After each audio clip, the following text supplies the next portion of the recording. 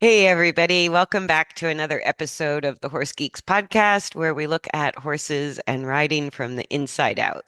I'm Kirsten Nelsen, professional horse trainer, and my co-host is here, Deb Romero, Hey, certified Alexander Technique good to instructor. see you. And Lily's outside today, so she's not Oh, joining. Yeah, she goes, I need a week off. I Yeah. need it. It's spring break. It's spring Spring break. break. That's right. So today's topic is a little bit of a carryover from the Mhm. last episode. So the last episode we talked about rotational stability, which was the topic, even though we always go a little Wah, bit wah. off of our topic path. Um, so this is more of kind of a practical continuation of what does that Okay. mean when we're riding, right?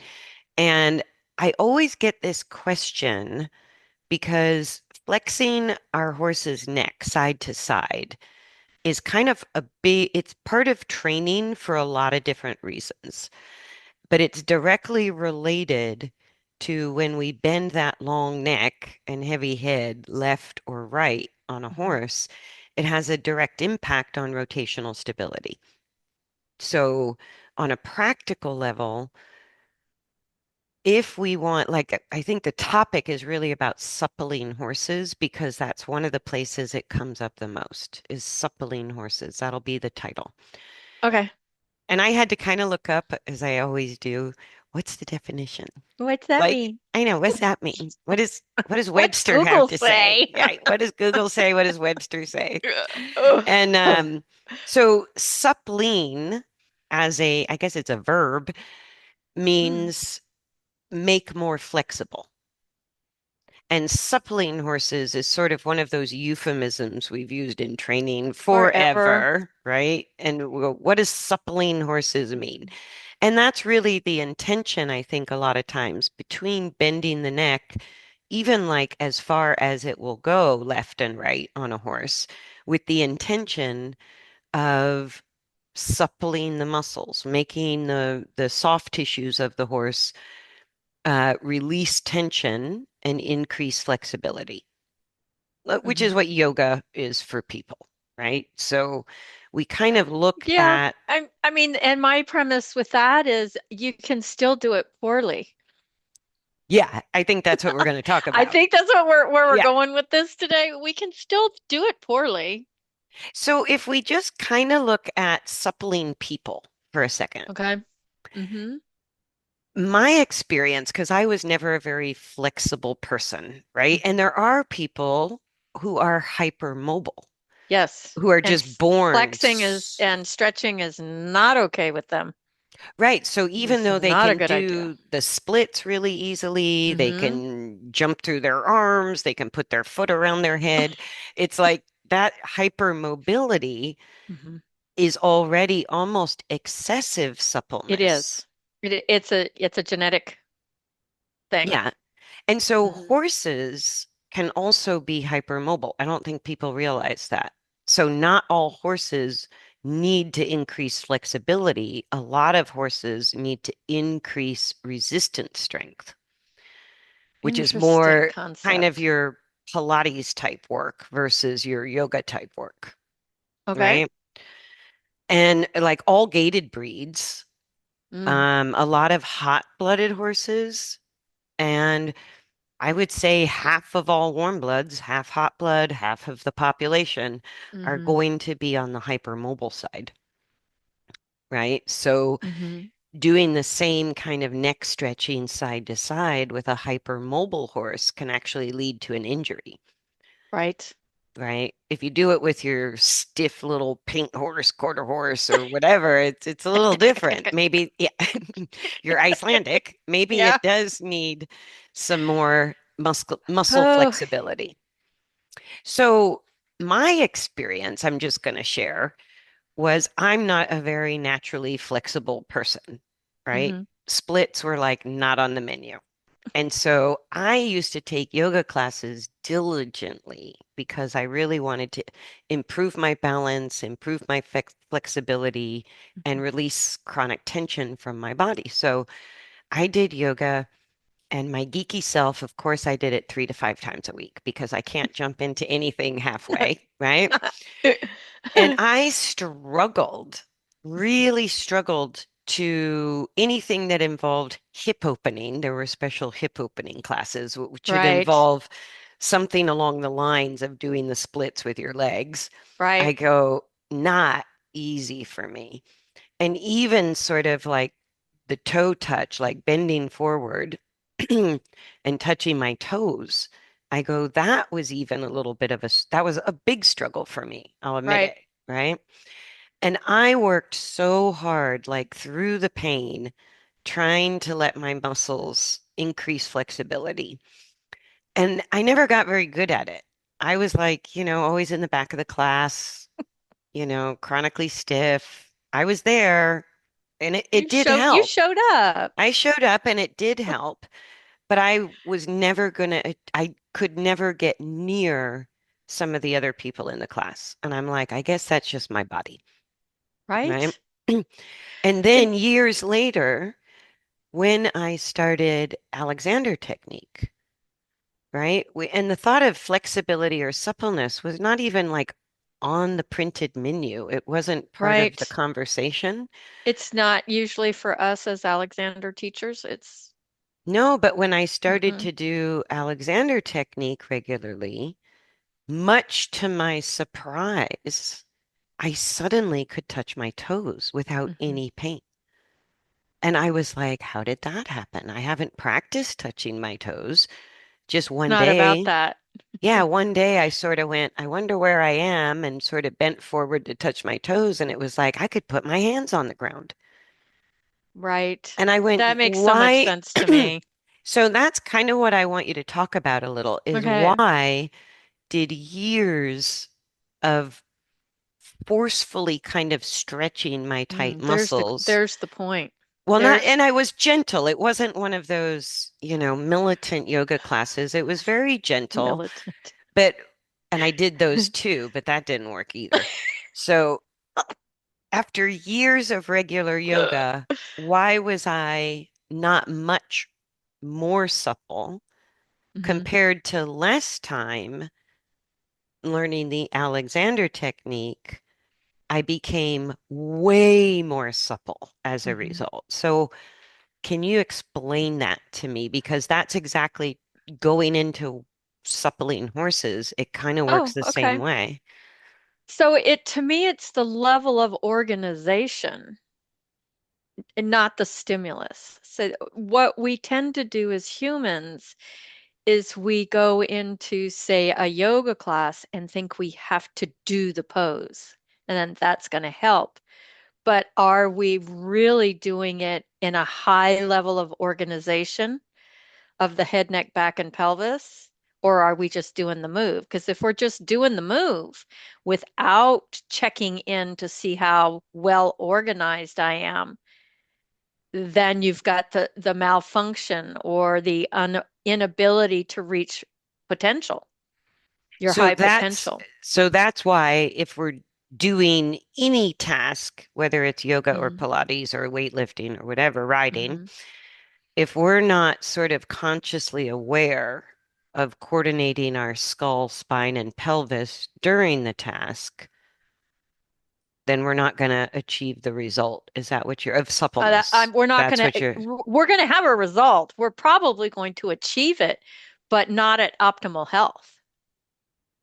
right. So the benefits, so in other words, if I was doing yoga all that time with no thought, which was true, of how my skull, spine, and pelvis were involved, then that's why my muscles couldn't let go. Is that what you're saying? Yeah, because the example I love to use is the body is a, we've always talked about the tensegrity that everybody knows what the Golden Gate Bridge looks like. It's got the guy wires, which is like our soft tissue, and then it's got the steel, which is like our bones. And the example I like to use is if you cut 4 or 5 inches out of one of those guy wires, would you agree it's going to affect the whole bridge Right. at some level? So if we are not at our optimal level of organization, there's going to be something that tenses. Or I guess the picture that came to my mind in the same Golden Gate Bridge image is if I go out there and try to stretch the guy wires and I'm successful, as soon as I'm not actively stretching, they're going to snap back because the steel isn't budging, or the steel is sort of setting the amount of tension through the guy wires. Like that relationship between It's a relationship. Yeah, the tension through the guy wires and the stability of the steel, so the bones and the soft tissue have a relationship to each other. exactly. Yeah. And it even goes, I won't get this geeky, but I'll just Oh, mention it do. goes down to it goes down to the cellular level of healthy tissue.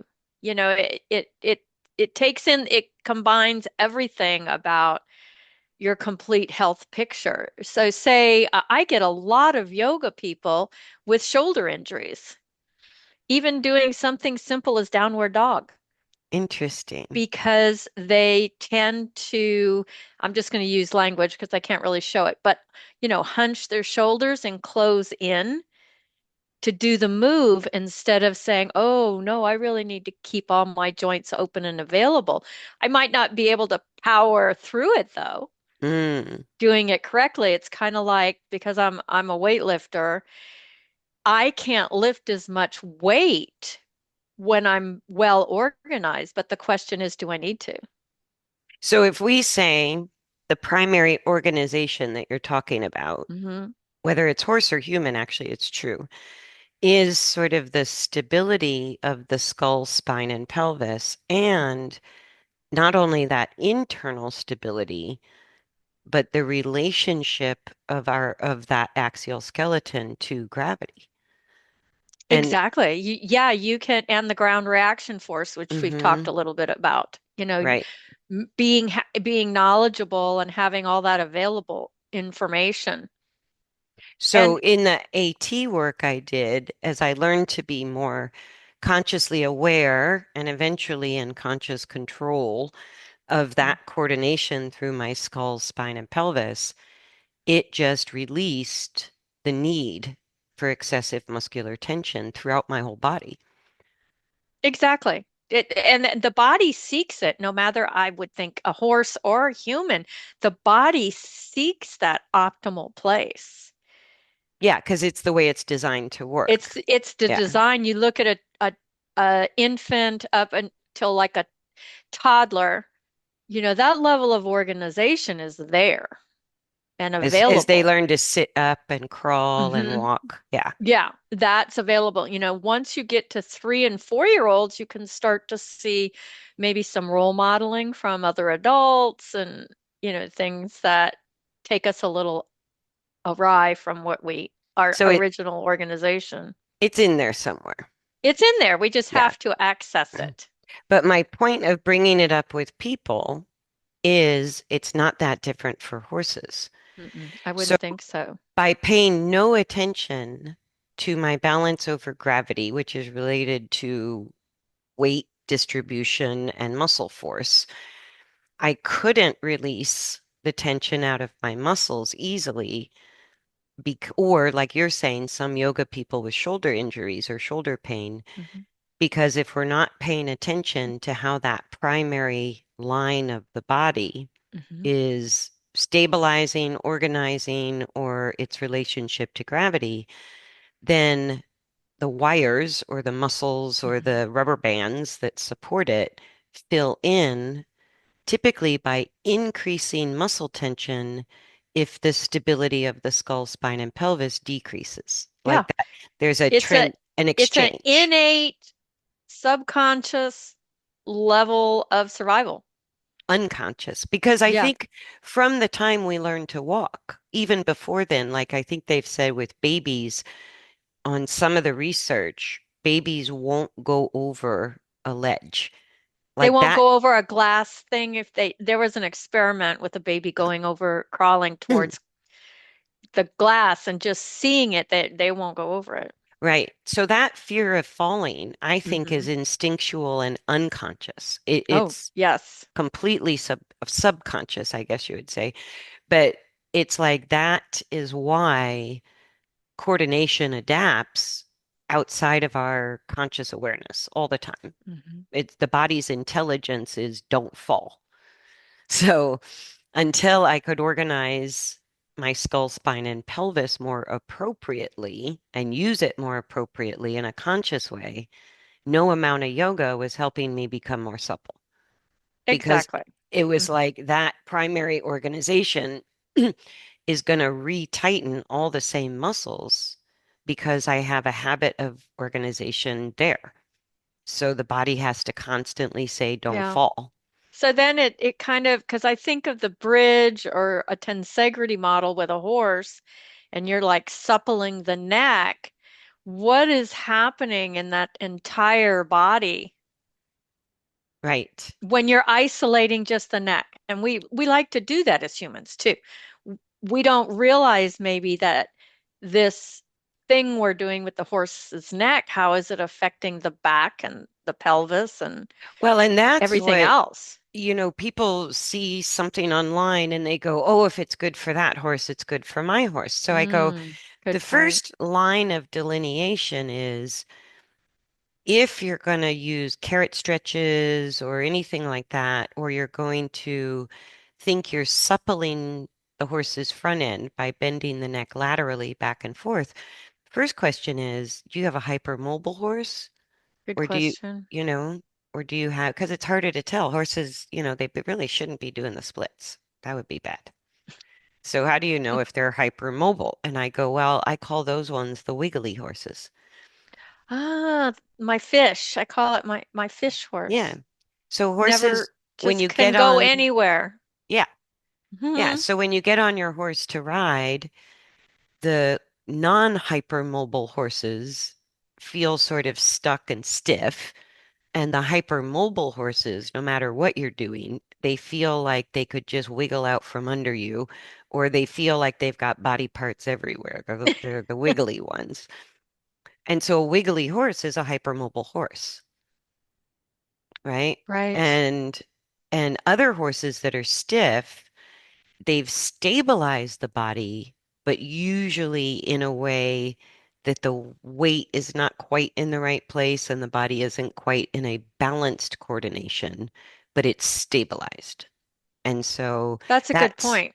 They yeah, could be like you're comparing yourself. We could that yoga stretch for you when you weren't organized didn't work. It actually may be detrimental. could have been, don't know. Yeah. I mean, I never had to have a joint replacement and I never had pain from it other than muscular pain. But, and But I think, that's a sign. And how do we know that in our horse? and I'm really not bashing yoga. A lot of people benefit from it, Yeah. and Oh, I I love it. benefit It's in it. just, are you using yourself optimally when you do it? Right. That's Right. the point. Right. And I had very good yoga instructors that used support like blocks and pillows so you didn't strain. And that's probably why I never injured myself, was I Mhm. didn't push it. Not super ambitious, but it was so suppling when the skeleton is more organized and has a good, stable relationship with gravity. The suppling is really just the instant side effect. And That's that's a good way to why, put it. so if we look at coordination through the lens of physics, I go, if we have unequal weight distribution, and you guys can try this at home, even in the car if you're listening, if I tip my body weight left, the right side of my body automatically contracts excessively, Right. right? That's how we don't fall over. So any direction that our body weight becomes unequal, the muscles increase muscular force that we call tension, tightness, excessive contraction. It has to increase force in the opposite direction to offset that unequal weight distribution. Right. And that's how we don't fall over. Would that be when you say you're going left and you're tensing on the right. If I was a rider, would that be like my horse is always high on the right? Yeah. Yeah. So Okay. when we ride, the horse can have that unequal weight There distribution you go. and we can have unequal weight distribution. So, developing balance between a horse and rider. And I can't separate the training of a horse from the balance of a rider. There's a lot of people who go, I'm not a riding instructor, I'm just a horse trainer. But I go, we're talking the force of gravity, which is weight, and muscular force, which is tension, and it's dynamic. Huge. I go, you can't get away from it. You It's just have be, to, it has to be both. well, just because you ignore it doesn't mean it's not happening. It's not, it doesn't exist. Yeah, it's happening whether you know it or not because gravity works 24/7 My saddle and keeps slipping to the left. What's wrong? and that fear of falling means muscle force increases in order to compensate for unequal weight distribution and Right. we don't even realize it's happening. We don't know it because the body goes, don't fall. Like, It just okay. takes care of it. Yeah. So we go, mission accomplished. I'm not falling. I'm all good. Right. But what that means is if I shift too much weight forward, then my back has to contract excessively, all the muscles on the backside of Mhm. my body. If I keep shifting my weight too far backward, if I carry my weight on my heels, right, Mm. then the muscles in the front half have to work extra hard, right? And same thing if I carry too much weight on my left foot, then my right side somewhere has to contract. So with riders, when we see that arched back sort of hunter riding posture, that's the weight being carried too far up in the rider's chest, right? So it's like the weight comes forward and up. That means the muscles around the low back, the glutes, and around the upper legs, Usually the psoas is the main culprit for that. yeah, has to work extra hard. It's So it's locked, always, usually locked. yeah. Yeah. So as long as the body weight distribution is unequal, you can't really supple or add more flexibility to any soft tissue, especially the Not in a muscles. healthy way, that's for sure. Well, it'll snap. Like Something will let, yeah. it's tense for a reason because the body knows, even if your brain doesn't know, your weight's unequal, dummy. You might fall, right? So the body just takes care of that. So when we go to supple horses, like we kind of look at the front end because the whole front end of a horse, the thoracic sling, holds the front limbs, the bones of the front Hmm. limbs. It's all in soft tissue, right? It's not attached to the rib cage like ours is, like our arms are. And so it's all soft tissue that tells the front limbs, the bones of the front legs, where to be, from the hooves to the shoulders, right? And then all the muscles through the neck, if they get tight, it's because just like us, the weight's not equalized, front, back, left, down, left, right, up, down. So somewhere Probably more dynamic in a horse than it is in the human, just because we're vertical and they're horizontal. yeah. More dynamic for, So that's a super interesting point uh-huh. because horses can compensate a lot Mm. more comfortably Hmm. and still get the job done if they're a little unequal in their weight distribution left to right Hmm. or even front to back. But if their weight shifts down, so a horse is meant to carry, according to the design of their body weight should be mostly carried through the barrel and hindquarters. So sort of an up and back direction of weight.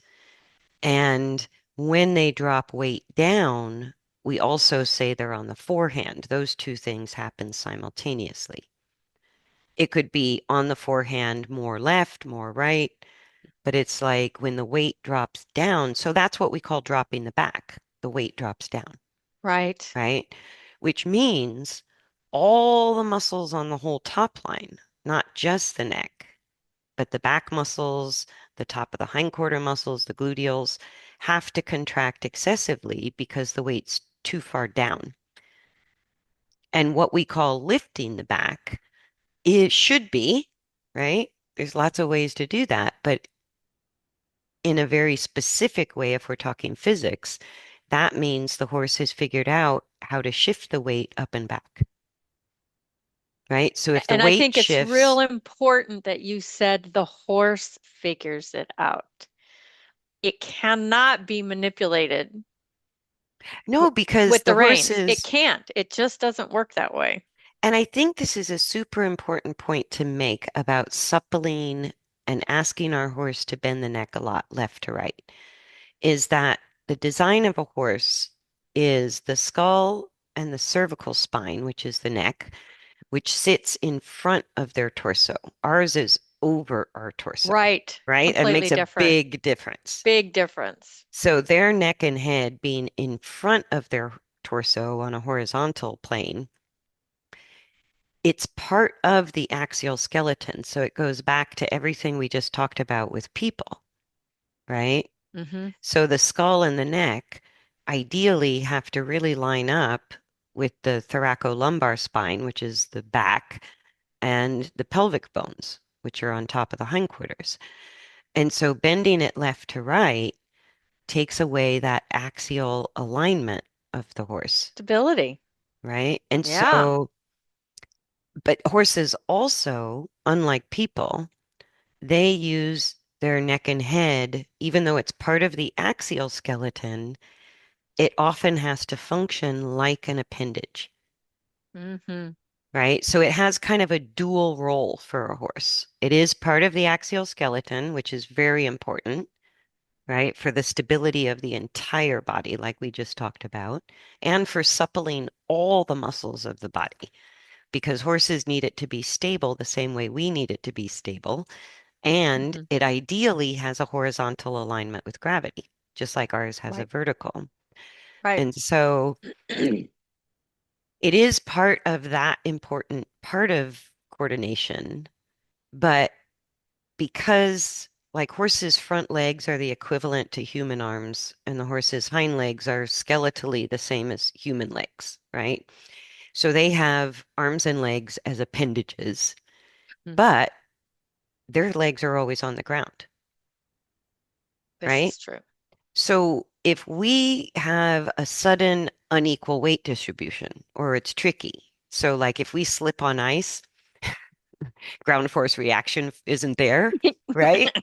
And we slip on ice or a wet floor, or Right. if we're walking on a balance beam or a tightrope, when our torso or our midline starts to get a little unequal and the weight shifts too much, say left to right, we stick our arms out, right? And that use of our arms, our appendages, helps us restabilize or equalize the weight distribution through our midline. Right. Once our midline is stable, we can let our arms fall again. Right. So a horse uses their head and neck to restabilize the torso the same way humans use their arms. Okay. So it's meant to be mobile, so it can act like an appendage, but it really is part of that central axial skeleton. This is a big problem for horses, Yeah. right? Because if we think we're suppling the neck and the thoracic sling by doing yoga moves with our horse, right? Then Hmm. are we, and it's a question because it's unique to each horse, are Yes. we creating now, remember, because if they bend the neck, they also rotate the spine. And we talked about that last time. Right. So if they start rotating or bending the spine farther back than the neck so that they don't fall over, and they increase Right. muscle tension back there so that they don't fall over, then are we creating excessive tightness Hmm. in the muscles that are opposite to this flexible neck? Well, Because and also the thought that It's singular and it's not, we're not just affecting the neck when we do this. We're affecting them all the way to the tail and down to the Yeah, feet. and like I said when I watched that Thomas Myers webinar, he is a guru of fascia and him stating that quadrupeds are not supposed to be rotating. They're Right. not, that is not a natural move for them, but it's available to us because we're vertical. That really stands out for this suppleness thing too, that, that is not a natural move in occurrence. Right. But as humans, because we do rotate and We do rotate. we rotate, we bend, we have, all that functionality way more than a horse's spine, Yes. like to a greater distance or degree. And so we're kind of imposing our humanness Good on the body point. of the horse, and it isn't quite the same. And And so I wonder, just this just came up in my head. I wonder if the horse's neck is stiff. I think it's because, correct me if I'm wrong, they're on the forehand. ding, ding, ding, Ding ding. ding, Winner, yay winner, for chicken me. dinner. So bending the neck is just adding more strain Yeah. Because on if the a bigger weight, problem. The big problem is the horse is too far in the forehand, therefore balancing off its neck. so the neck, like our arms, the functionality, because it's a very mobile part, it's the most mobile part of their axial skeleton, Right? right? Why is it so mobile? Well, it allows them for survival purposes to see greater than 360 degrees around Mhm. them, right? Important survival feature. But it also, if they get unequal weight distribution through any of the four legs, the neck can compensate. Compensates for it. And the more it compensates for unequal weight distribution, the more it restricts the mobility. So the muscles get tighter Have to and tight, the tighter. tension comes in. Right, the Yeah. tension comes in. So when we try to release tension, not understanding it's a weight distribution issue, we think it's just a lack of stretchiness issue. So we stretch it. But I go, are we creating even more tension from the saddle to the tail if we're Wow. trying to stretch from the saddle to the nose? Because Yeah. if the Good horse is question. still has unequal weight distribution, just like sort of if you cut that wire on the San Francisco Bridge, it's going to affect the whole bridge, Hmm. but somewhere in there it might be able to adapt, Yeah, right? it will for a while Right. Until it can't. until it can't. Right. So people bend the neck in with horse training or horse care. I find people really flex the neck left or right for a few different reasons. So I kind of want to go over the reasons because there's a time and a place where it might be useful, and there's a time and a place where it can really work against you, depending on where the horse is in development.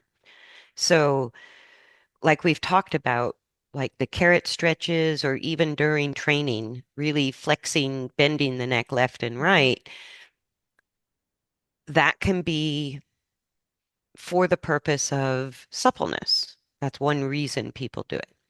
Another reason people do it is to get control over the movement, right? True. That Hmm. also works, and we'll talk about that a little bit.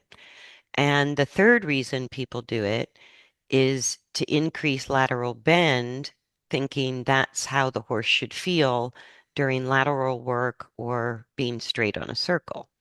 So those are kind of the three reasons.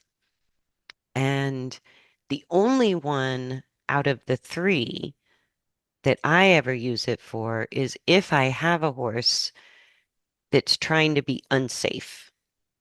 Right? So let's say the horse gets all jacked up, lost its mind. It's now in fight or flight, and we're about to get to the point of a buck, a bolt, or a rear, right? When we bend the neck, or even bend the neck enough to put the horse on a circle, not just bend the neck and disengage the hindquarters. I go, there's lots of, anytime you excessively bend the neck left or right, it's going to stop the spinal movement up and down. So, in other words, they can't drop their back anymore, which is how they get the power for fight or flight, Mhm. and they can't lift the back anymore. So they can't, it really kind of locks the spine. Once that rotational effect takes hold, the spine can't go up or down. It's just sort of locked into wherever it was. So it essentially jackknifes the horse's spine. And I go, okay, we have enough time to jackknife the horse and get off and be safe, Be safe, right? right? Done Or that. at least if it doesn't completely jackknife the horse to a halt, at least we can get enough leverage to put the horse on a circle and let them sort of spin it down, Work it out. Yeah. right? Until they relax and then everybody's safe. So for that purpose, I go, yeah, it's like the emergency brake in my car, Yep. but I don't use it at every traffic light. Exactly. It's not the main function, right? It's the emergency brake. And dynamically, it will work when you need it, right? But people then go, oh, wow, that not only saved my bacon, maybe I suppled my horse. He feels more flexible after I do that. And I go, I wouldn't say flexible, I might say unstable. Unstable is a good word. Yeah. I That's a wouldn't better word. necessarily say flexible. I'd be more specific with a general instability is the side effect of jackknifing your horse for sure, Yep. right? So the other two, people start to think like yoga, if I bend and even pull on the front legs, pull the shoulders, Mhm. hike the front legs up and down, make the neck do all kinds of different things, that somehow is going to make my horse more flexible. But like I said, that's not necessarily true. I don't, yeah, that's same with people. Yeah. And so I go, is it really? Would be sort of the proof is in the result, right? Mhm. And if my horse is getting too flexible, I could turn a stiff horse into a wiggly horse by overdoing those kind of stretches, which means I've now destabilized the essential midline of the body. So I'm Yeah, going to get tightness everywhere. I'm not going to get and you might even suppleness. get personality stuff coming out. Hmm. Yeah. Yeah, horses are a lot quicker than people to go, no pain, no pain, thank you very much. Like, if it's uncomfortable, they're going to let us They're know, going to let us know in their language, not our language. which is behavior, Yep. right? So the third reason of the whole idea, which we've talked about, is the traditional view that your horse's midline should be on the same curve of a turn or a circle is never, it's there as part of classical literature, even in dressage judging Mhm. and tests, it's still there, but it never factored in the spinal function of rotation. It just wasn't on our radar for the past Back, several yeah. hundred years. But it's always been happening. Right. So just because we didn't know about it didn't mean it wasn't happening. And so that whole goal of curving our horse's midline onto the shape of a circle is creating a lot of rotational dysfunction in horses. Mhm. And that's a big problem. Well, that would be like us. It just in practice, walking around a left-hand turn, I, leaning to the left. yeah, Yeah, who does that? I know. That's Sorry. sometimes one of the things I do when I get the look of disbelief. I go, you can walk a very small circle with zero bending in your own body. And I'll have Uh-huh. people do it. And then I'll give them a muck fork. And I go, straddle the muck fork like your old hobby horse and Yep. walk the same size circle. I go, the muck fork does not have to bend to get To make around a the circle. pirouette. What Yeah. what boils down to is proper function because if the head, neck, back, and pelvis are in alignment for that's not a term I usually use, but then the legs can adduct and abduct, Yeah. I'm which glad you is added their that function. because that's the That is their next question that's I the get. function. is if you don't curve the spine, how do they turn? Oh my God. And I that's don't how know. they turn. I go, the horse's legs are perfectly capable of moving inward and outward. Yeah, That's how they turn. That's how we turn, even with a muck fork between our legs, right? exactly.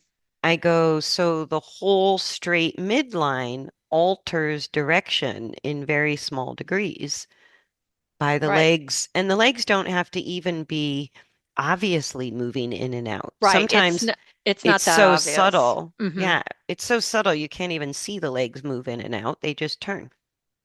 And I Right. go, just like us, we just turn. We're not really aware that our legs are moving in and out as well. Right.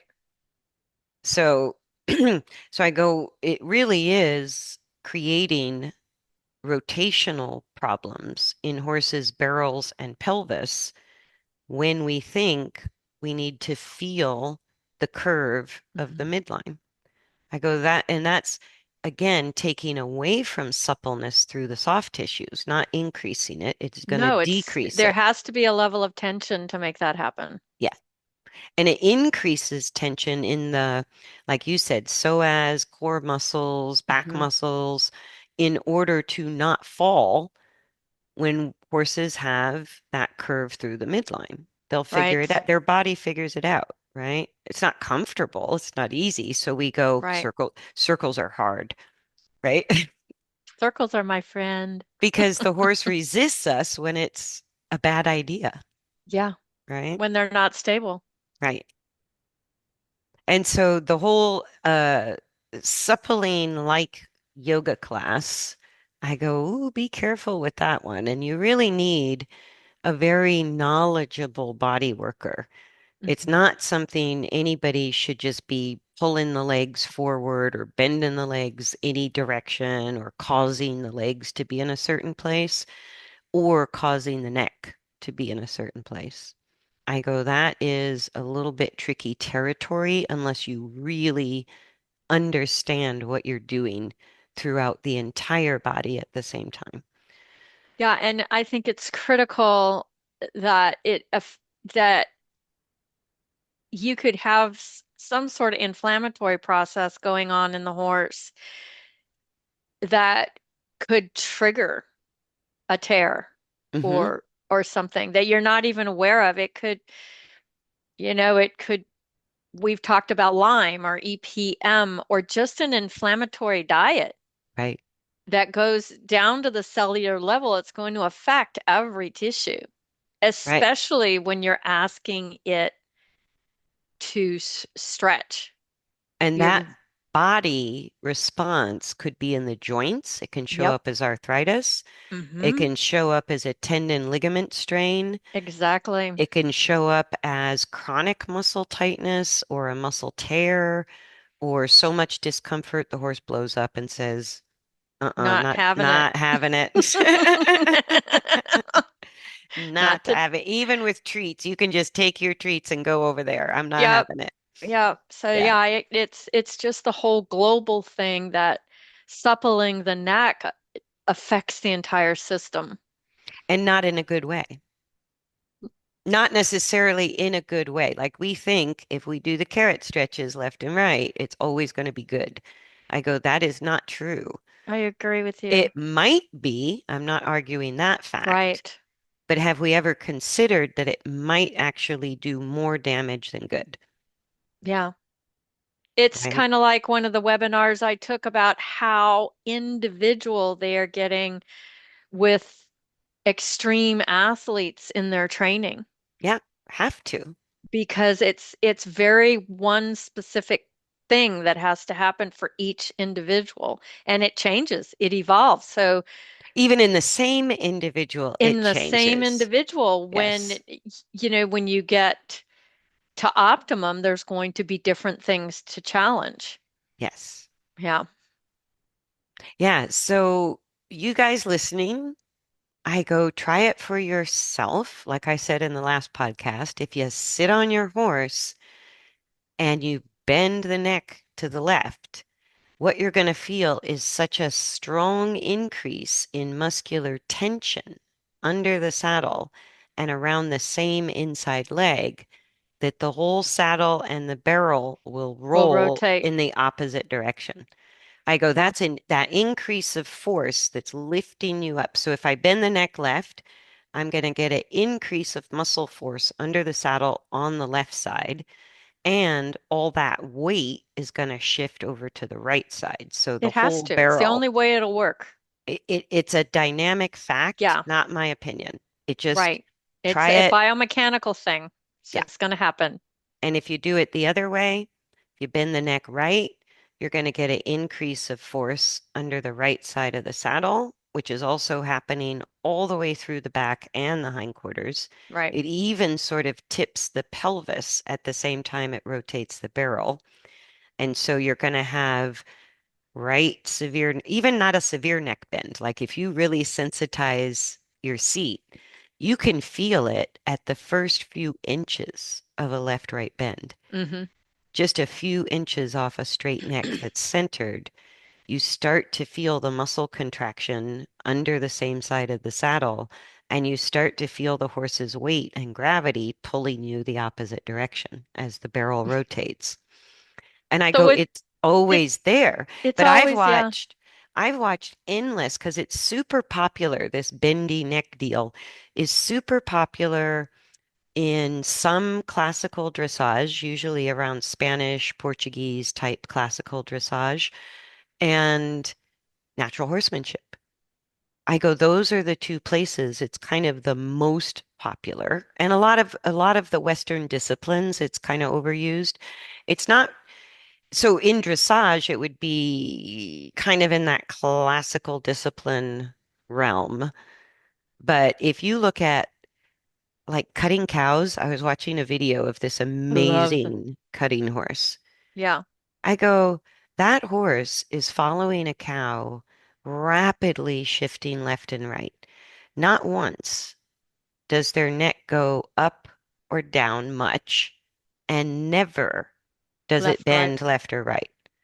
And Never. in the wild, horses running in the wild, they don't turn their heads to go around a turn. I know, right? What Actually, the I heck? had I had a client who was a little skeptical about you don't have to bend on a circle, right? Right, And so she said one day she was observing the herd at this particular barn. They would open the paddocks and they had like a running chute and the horses would just bring themselves into their stalls. right, And it was always a little bit fast and furious, but they knew the drill.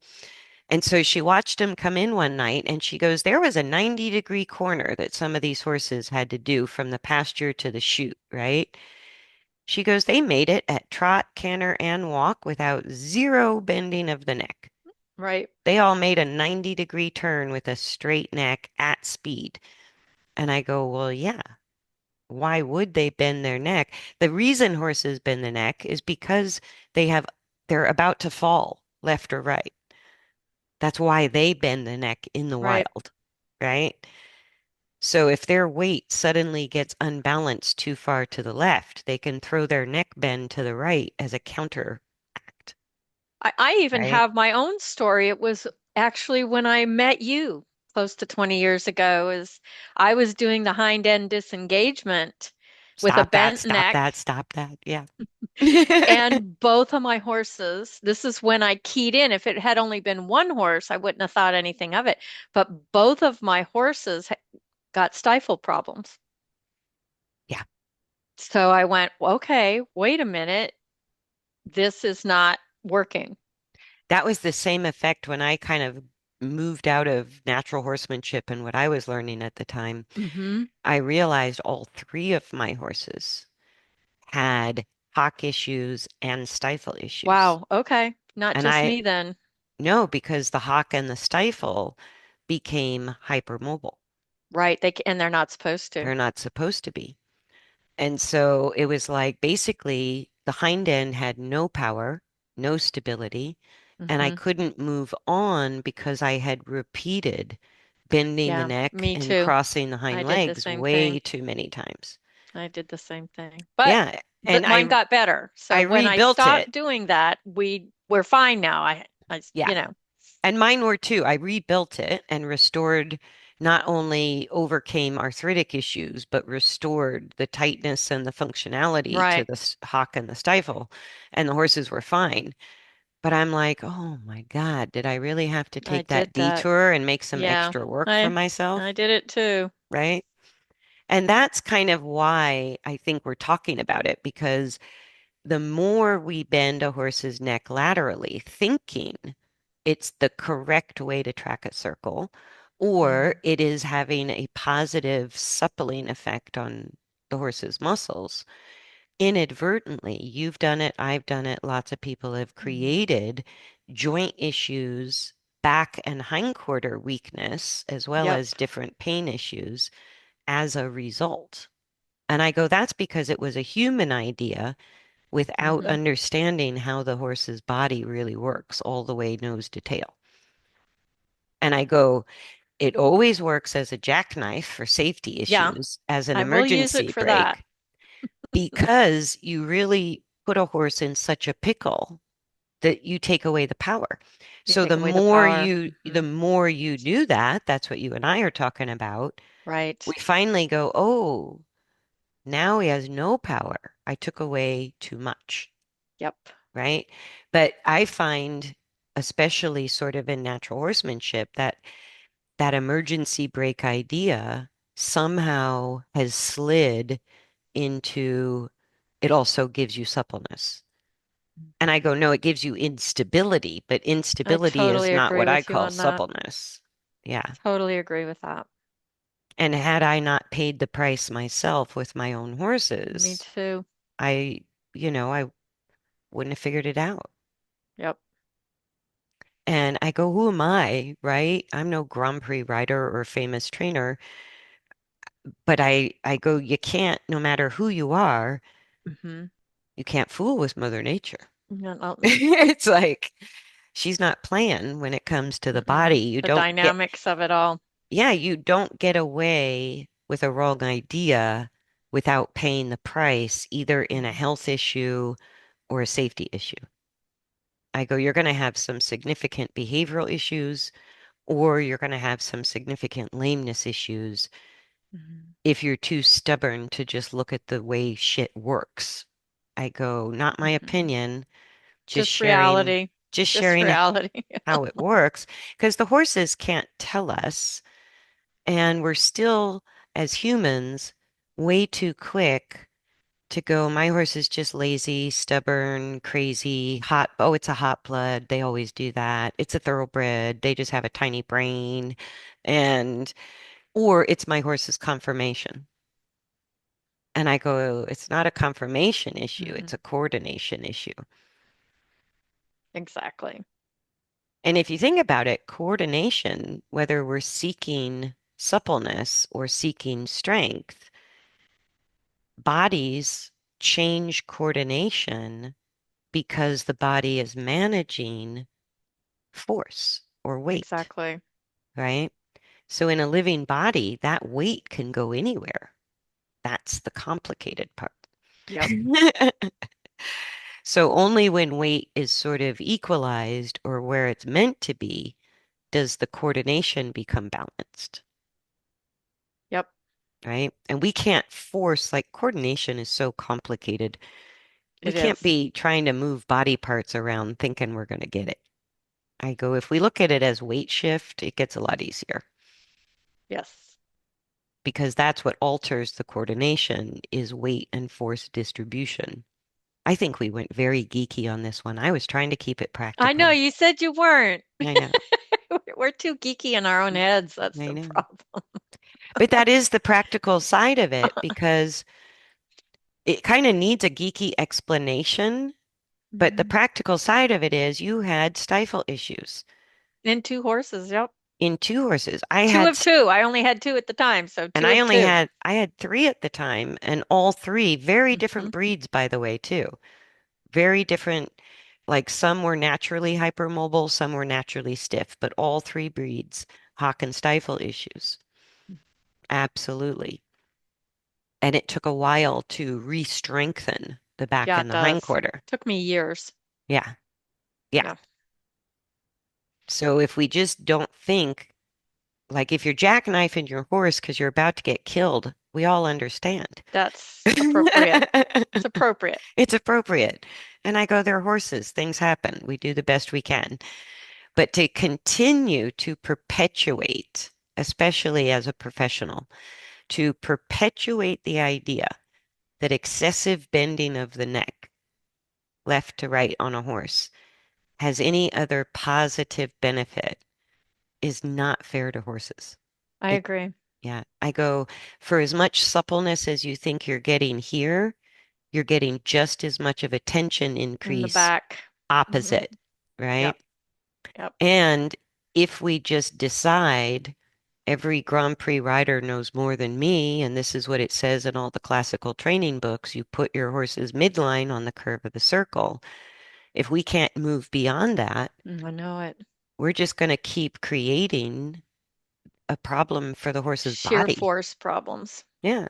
I go, it's just a problem for the horse's body. And once we catch up with the idea that a horse can make a 90-degree turn without bending the neck or the midline, Or the midline. right? Watch that cheetah running. It's on YouTube. You'll get it. If you see how the cheetah functions, that's a quadruped. That's how they move.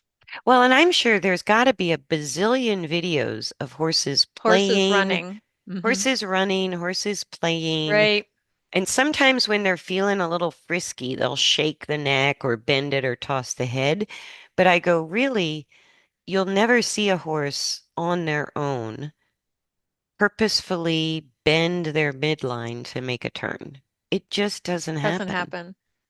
And I go, if you need to prove it to yourself, there's Google and YouTube, and there's a There's lots gazillion out videos there. out there. Yeah, you don't have to believe me. That's true. So we better wrap it up. Okay. Thanks for joining us once again, everybody. Yes. Really appreciate that you have supported the Horse Geeks podcast in different ways, downloads and comments and subscriptions and things like that. Really makes us feel good about being the oddballs out there in the horse business Yeah. because Us on our tiny island. I know we're the whack jobs. We're the ones that saying that's not right. Yeah, that's not right. Mm. So, anyways, I better take off. And thanks Yes. again for joining us. We look forward to seeing you guys on the next episode. Thanks, everybody. Bye for Bye. now.